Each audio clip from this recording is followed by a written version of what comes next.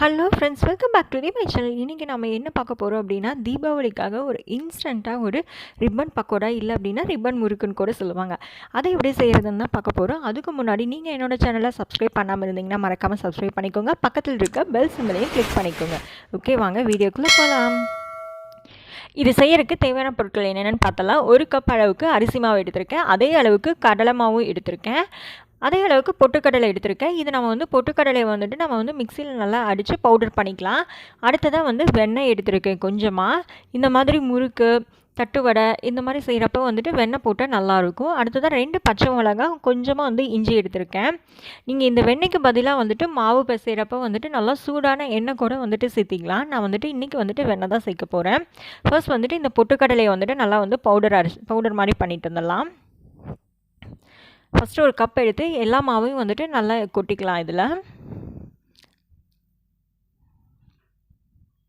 நல்லா பொட்டுக்கடலையும் நல்லா வந்து ஃபைன் பவுடராக வந்துட்டு அரைச்சிக்கோங்க.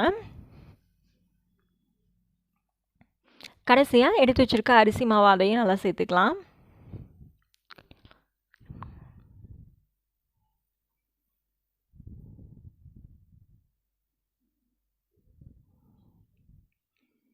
இதில் நான் வந்து கொஞ்சமாக வந்துட்டு எள்ளும் கொஞ்சம் சீரகம் எடுத்திருக்கேன். இது எதுக்கு அப்படின்னா, கடையில் வாங்குகிற ரிப்பன் முறுக்கு மாதிரி நல்லா டேஸ்ட் கொடுக்கறக்காக. நீங்கள் வந்துட்டு எள்ளை கூட வந்துட்டு நீங்கள் அப்படியே முழுசாக கூட சேர்த்துக்கலாம். நான் வந்துட்டு இந்த மாதிரி வந்து சீரகத்தோடு அரைச்சி சேர்த்துறேன்.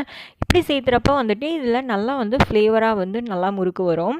அடுத்ததாக வந்துட்டு இந்த 2 பச்சை மிளகாய், இஞ்சி இதை நல்லா வந்துட்டு கொஞ்சமாக தண்ணி சேர்த்து நல்லா அரைச்சிட்டு வந்துடலாம். மாவு எல்லாத்தையும் சேர்த்தியாச்சு. நான் வந்துட்டு அந்த பச்சை மிளகாய், இஞ்சி அரைச்சிட்டு அதை வந்து வடித்து அந்த தண்ணியை வந்துட்டு இது கூட வந்து சேர்த்திட்டேன். அடுத்ததாக வந்துட்டு முறுக்குக்கு தேவையான அளவுக்கு உப்பு சேர்த்துக்கலாம். கொஞ்சமாக வந்துட்டு வெண்ணெய் சேர்த்துக்கலாம். நீங்கள் இதுக்கு பதிலாக வந்துட்டு சூடான எண்ணெய் கூட சேர்த்து நல்லா வந்து பிசைஞ்சிக்கலாம். இதில் வந்துட்டு நான் வந்து பச்சை மிளகாய் அரைச்சி சேர்த்துருக்கிறனால நான் வந்துட்டு வரமிளகாத்தூள் வந்துட்டு சேர்த்துக்கல. உங்களுக்கு அப்படி வேணும் அப்படின்னா வந்துட்டு இன்னும் காரமாக வேணும் அப்படின்னா நீங்கள் வந்து கொஞ்சமாக வந்துட்டு வரமிளகாத்தூள் கூட சேர்த்துக்கலாம். கொஞ்சம் கொஞ்சமாக தண்ணி சேர்த்து நல்லா கட்டி இல்லாமல் நல்லா வந்து பிசைஞ்சிக்கலாம். நல்லா வந்து சப்பாத்தி மாவு பிசைகிற அளவுக்கு அந்த மாதிரி வந்துட்டு நல்லா மாவை வந்து பிசைஞ்சு எடுத்துக்கலாம்.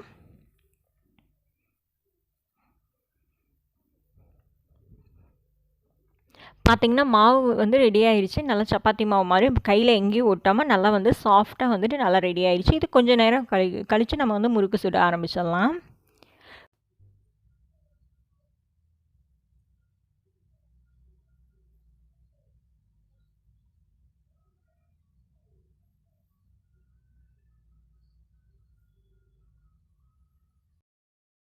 தடவுங்க. அப்போ தான் வந்துட்டு நல்லா சீக்கிரமாக வந்துட்டு நல்லா வந்து மாவு வந்து சைடில் எங்கேயும் ஒட்டாமல் நல்லா அழுத்துறப்ப வந்துட்டு வரும்.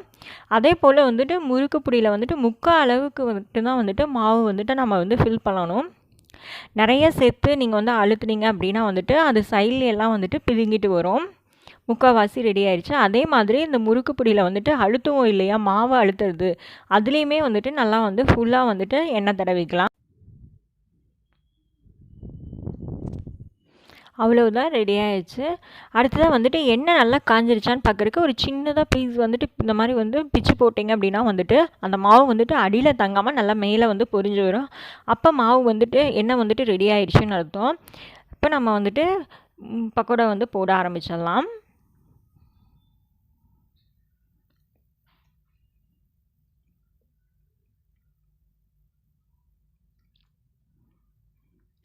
அதிரசம் மற்ற முறுக்கெல்லாம் செய்கிறதா இருந்துச்சு அப்படின்னா நம்ம வந்து மாவு வந்துட்டு ஊற வைக்கணும் அரிசி. ஆனால் இது வந்துட்டு ரொம்ப ஈஸியாக அரிசி மாவும், கடலை மாவு, பொட்டுக்கடலை இது 3மே இருந்துச்சு அப்படின்னா நம்ம வந்து இன்ஸ்டண்ட்டாக வந்துட்டு டக்குன்னு வந்துட்டு செஞ்சிடலாம். கண்டிப்பாக இந்த தீபாவளிக்கு இதை வந்து ட்ரை பண்ணி பாருங்கள். ரொம்ப டேஸ்ட்டாக இருக்கும். கடையில் வாங்குகிற ரிப்பன் பக்கோடா மாதிரியே வந்துட்டு ரொம்ப சூப்பராக இருக்கும். நல்லா ஒரு நிமிஷம் கழிச்சதுக்கு அப்புறமேல் வந்துட்டு நல்லா திருப்பி போட்டுடலாம்.